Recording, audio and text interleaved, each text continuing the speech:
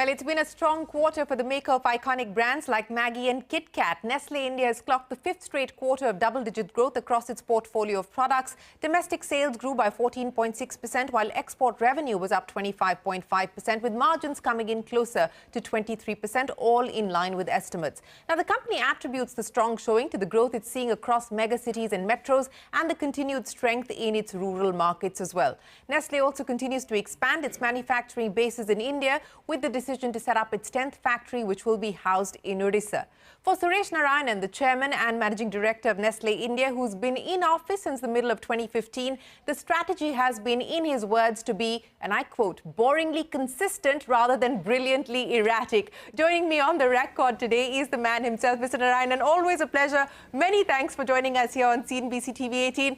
I agree with you that consistency is often an underrated virtue, but, you will only get rewarded and appreciated and recognized if you consistently deliver above industry level growths. Subpar consistent metrics will not be appreciated at all, and you've been able to do that. So let me start by asking you, in the immediate term, in terms of volume growth, what's the expectation given the environment, and what's the aspirational volume growth target?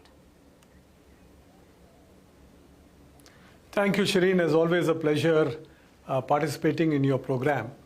Let me just set the context. If you look at the track record, one swallow doesn't make a summer. In the same way, it is not one quarter or two quarters that determines the performance track record and the consistency that I've talked about. The last 26 quarters, Shereen, 21 quarters have been double-digit growth. In that, almost 15 out of the 26 quarters have been quarters of double-digit profit growth. The return on equity of the company is close to 100%. The innovation rate has been clicking at over 5% of sales. The infrastructure, the brands, the digital connect, the analytics and digitization programs of the company have been extremely strong. If you look at the last 6 quarters itself, we've had an average organic growth of about 15% and a volume and mix growth put together of about 6%. The 7-year track record of the company shows an organic growth of close to 11% and an underlying volume growth of 7%, 7 to 8%. So therefore, penetration-led volume growth has been the core strategy of the company. And I can only tell you that going forward, this strategy remains relevant, remains consistent to our competitiveness, and remains the core mantra that we will be using to grow this company, for which new capital investments, new investments in brands, investments in people, infrastructure are all being done. So I can only tell you, Shereen, that I think we are hopefully now coming out into a period of slightly less inflation than what we have seen, and hopefully sets the ground for better volume-led growth. If I could ask you to quantify that for us, you said that the environment as far as inflation is concerned is looking better, and we're coming off, decadal high inflation that we saw in 2022 particularly. What could that mean in terms of volume growth, if you can quantify that on the back of what you've just articulated for us? Look, if you look at our 2022 results, the company grew by about 14% in turnover terms. In that 14%, about 10% was organic growth, value growth, and about 4% was volume growth. The trend for the company was about 7 to 8% volume growth, which in a period of high inflation, and you would recall, Shereen, that 2022 saw unprecedented inflation. The inflation of 2019, 20, and 21 was less than the inflation in 2022. So in 2022, we had a 10% organic growth and a 4% volume growth. Going forward, at the first half of this year, we have had about 4 to 5% volume growth and mixed growth coming in. Going forward, if the inflation moderates, and there is a big if to that, the volume growth would get back into the trend line for the company, which is the 7 to 8% volume growth that we have seen. That's what the expectation and the underlying kind of rhythm of the market dictates. Okay, so 7 to 8% volume growth is what you're hoping for as the trend line if, in fact, inflation continues to moderate. Let me now address the 4 Ps. Portfolio, penetration, premiumization and pricing. You gave us some indication of penetration, but let's start by talking about portfolio. In the last 7 years, Mr. Narayanan, you've seen a launch of about over 100 products, new products, 110 to be specific. What can we expect now in terms of portfolio? What is the trajectory that we should expect? And what will be the points of emphasis within the portfolio? Shereen, I think this question needs to be understood from the point of view of the consumer trend, because after all, portfolio is determined also by the consumer trends in the market. There are 3 broad trends that one is seeing in the market. One is a strong trend towards premiumization of brands. So consumers are trending up in terms of certain categories, brands, and certain preferences. Secondly, there is a strong preference for brands which have got high quality, safety and nutrition embedded in those categories. And the third, in a situation of still continuing economic stress of some sort or the other, there is a play also on the mainstream and on the price points. Nestle operates in all these 3 spaces. So I am seeing premiumization happening across the portfolio. So all categories of the company, the 4 core categories of the company, are going to see a premiumization thrust. As far as price points are concerned, still our portfolio has about a third of the portfolio which is price point led, which will continue to be astutely managed by a combination of cost efficiencies, recipe efficiencies and pricing. And finally, we will also be looking at getting into some new categories in order to establish the new pillars of growth. As I speak to you, apart from the 110 odd products that have been launched, which you just referred to, there are about 30 odd projects which are on the anvil in terms of new products and new categories. About 10 new product launches have already happened in 2023 in the first half, more to come. So really one is complementing this, Shereen, with an increasing proclivity of small town India, or Bharat as I call it, moving towards our brands. So whether it is tier 2 towns to tier 6 towns or indeed rural markets, this is the time one is seeing that they are actually adopting our brands. So a few years ago, if I were to visit a rural market, let's say in UP or in Madhya Pradesh or any of these states, I would have found at best 2 or 3 SKUs of the company on the shelf. Today I find 10 or 15. With the improvement in infrastructure, which has been undertaken by the government, I think distribution has become much smoother. Access has become much smoother. With the digital revolution and the consumption of data, and India being number 1 on data now, the aspiration seeks availability. And that is really part of the core of the rural strategy that we are looking at as a company. So consumer trends, together with an increasing adoption of brands in small town India and Bharat, is probably what is going to propel the growth of this company forward.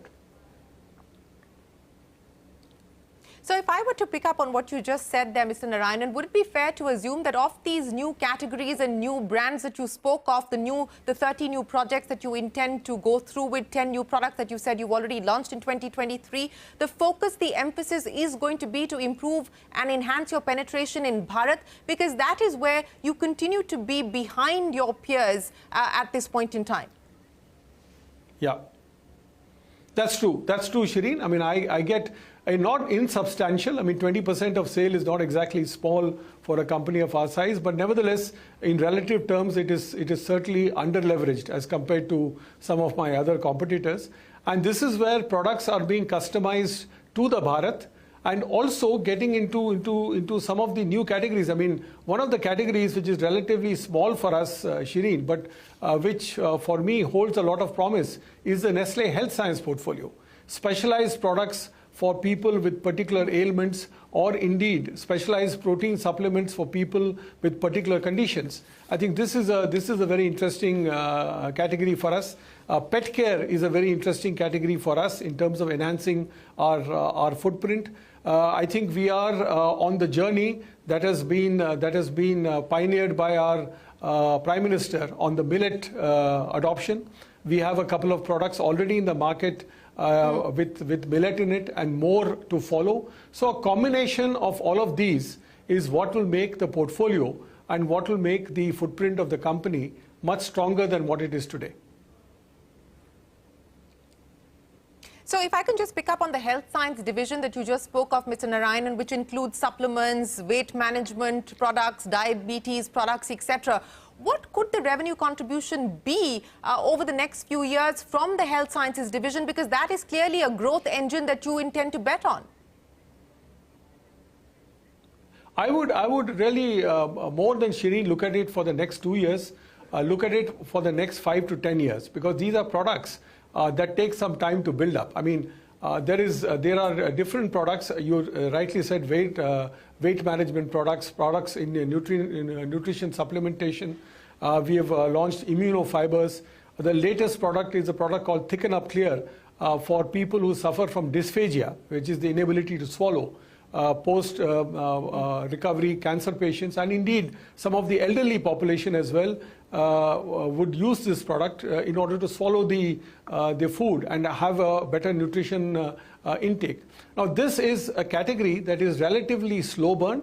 It will not be a huge revenue spinner for the company going forward, but in the next 5 to 10 year horizon, I see these businesses contributing anywhere between 2 to 5% of business, which I think would be which will be a good milestone as far as these businesses are concerned. More importantly, they reinforce the nutrition credentials and the scientific credentials of the company that has a halo effect on the entire portfolio. And that to me is the more exciting proposition that is important in these categories. You know, let's address, that's of course the aspiration as far as one of your new businesses is concerned. But let's talk about the mainstay for the business, which of course includes milk and nutrition. And that portfolio, you know, does it continue to give you cause for concern? You have in your commentary articulated that there is some degree of stability now when it comes to milk pricing. But in terms of where you see this being built out over the next few years, you know, concerns as well as opportunities here. Look, I think the overall scenario on commodities, I mean, I think I had mentioned this earlier also in our conversation. Food inflation continues to be a cause of concern. I mean, if you look at it point to point, I mean, wheat prices still are a matter of concern. Milk prices, while they are stable, there are still structural issues that impede the price of milk to come down substantially. The other commodities as well, coffee, for example, in the last 2 years is up by almost 50 to 60%. So the specter of food inflation continues, and I'm not talking here about tomatoes and chili and spices and those products as well, which are having the impact of both climate change, a kind of disparate distribution of the monsoon, and of course on the looming impact of El Nino. One doesn't know where this is going to lead. So all of this is clearly going to have a inflationary impact on the organization.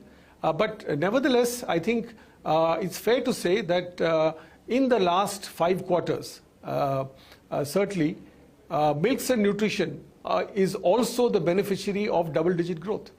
So it is not that, you know, this category, and it is about 40% of our business. So it's not that it has been a laggard. If I am delivering 15-20% growth, it can't just come out of selling more coffee and more noodles. It has to come out of the core business of the company, which is milks and nutrition as well. So I think we can have some temporary wobbles in this, But longer term, I think the category continues to be promising and continues to be a vibrant source and a robust source for growth and sustained growth for the company. Well, speaking of growth, Mr. Narayanan, let's talk about your capex plans. Now, you had announced a 5,000 crore rupee capex investment starting 2022, running through 25. You've just announced setting up a new facility in the state of Odisha, which will mark the 10th Nestle plant in India. Given the engines of growth that you just spoke about, as well as demand visibility, what can we expect in terms of capex from here on? Look, I think what we have spent now up till 2020, the company had spent about 7,000 to 8,000 crores from the time of its inception. So in about 60 odd years, we had spent about 7,000 to 8,000 crores. 2020 till the first half of 2023, we have already spent about 2,130 crores in capacity expansion. There are two kinds of capexes that we do, Shereen. One is capacity creation and the other is compliance related.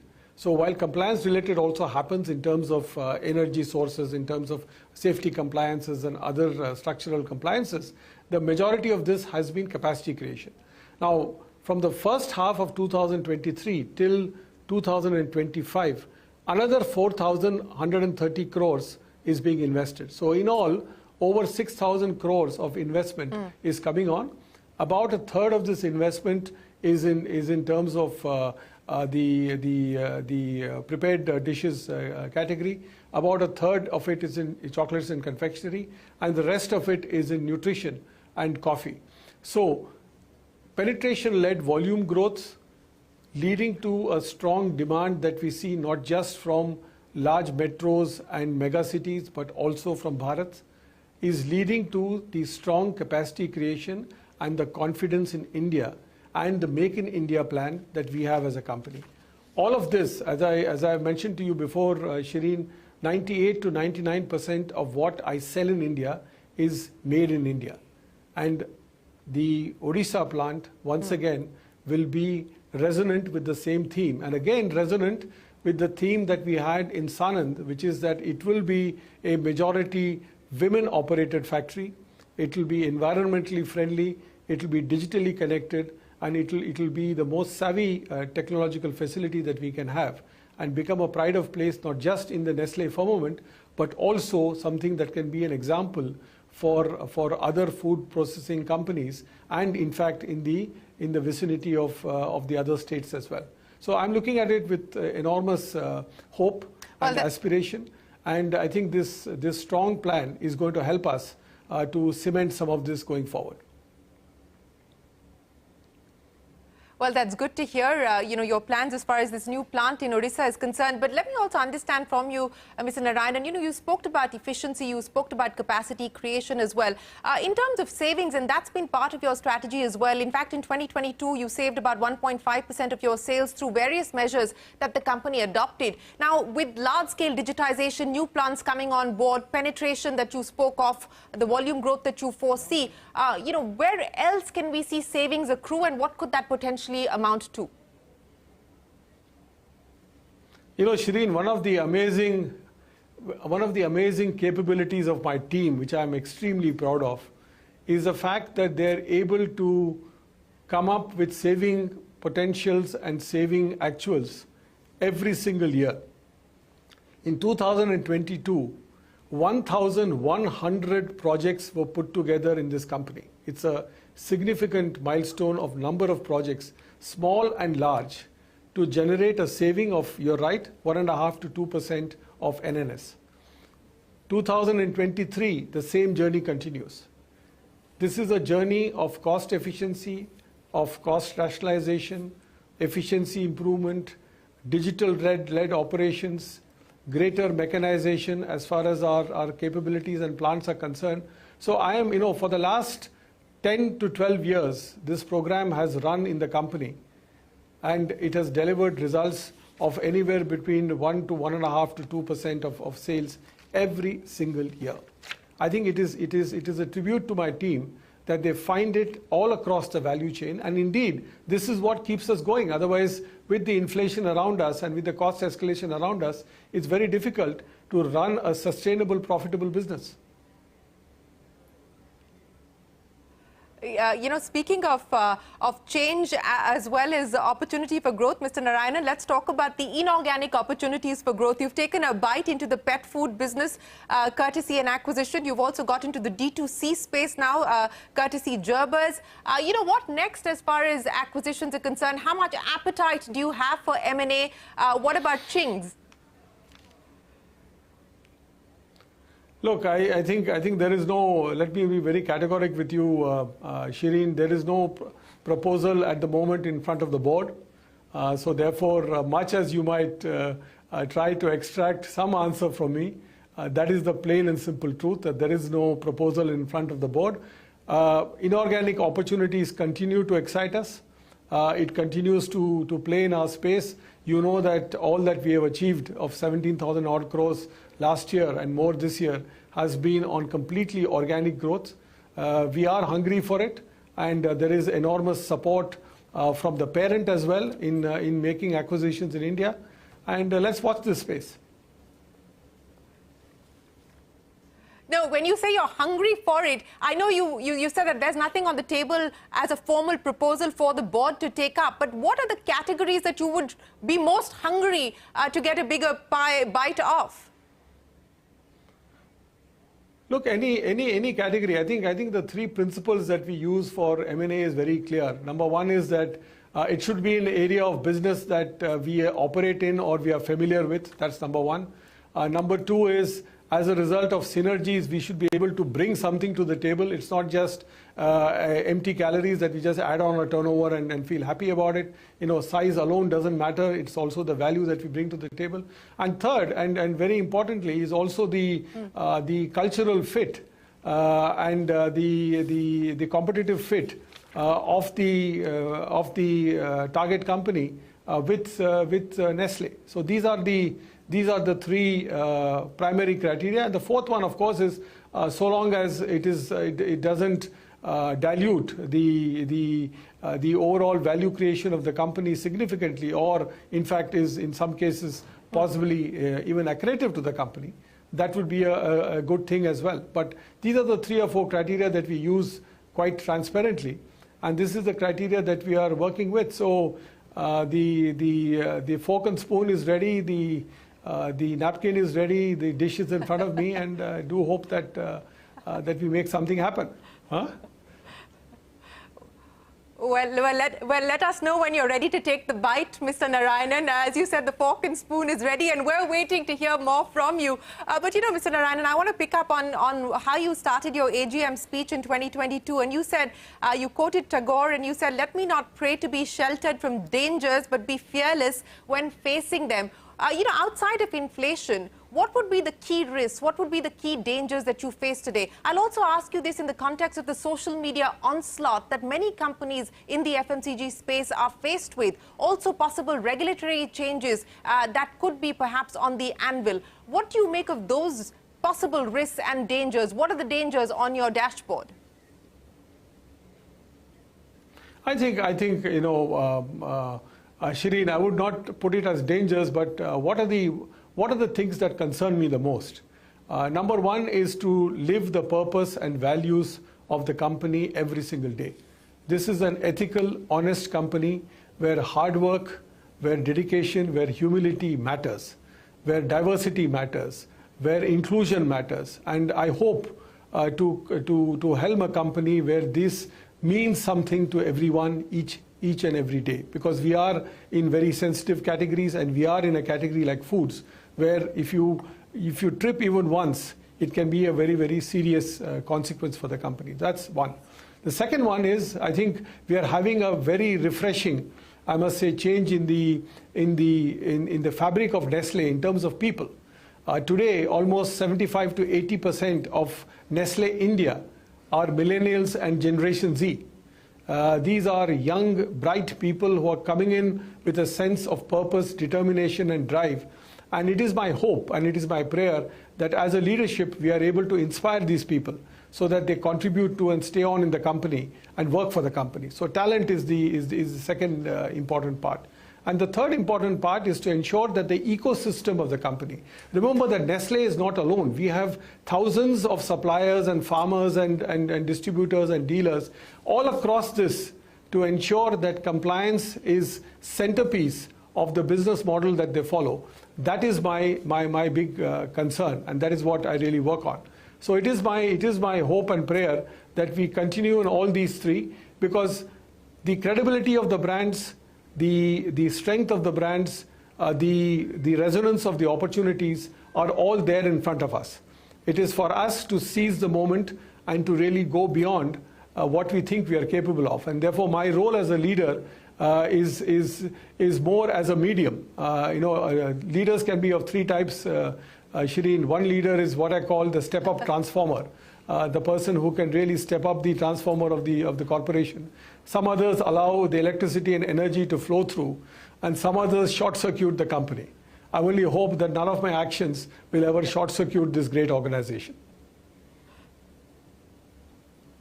Well, Mr. Narayanan, that certainly hasn't been the case over the last almost 8 years that you've been at the helm. But let me very quickly end by asking you, your royalty contract comes up for renewal in 2024, 4.5% of revenue currently. Do you foresee any possibility of that changing either higher or lower?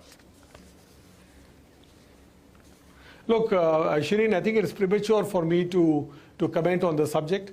I think it's fair to say that that this is a matter that the board is seized of, and in fact we will have discussions with the Nestle India board on the entire royalty issue and what is the nature of it and how important it is and what should be the final number. Needless to add, I think Nestle SA continues to play a very strong and pivotal role in the technology, in the capabilities, and in the brand for Nestle India. But this is something that should not agitate anyone, because whatever will be done fairly, which will be done in the interests of not just the stakeholders, but also the interests of the minority shareholders. Mr. Narayanan, we will leave it there. Always a pleasure. Appreciate you joining us here on CNBC TV18 On The Record. Thanks very much for your time, and we wish you the very best luck for Nestle India going forward. That is it on this edition of On The Record. From all of us here for now, goodbye. Thanks for watching. We're back in a minute with more.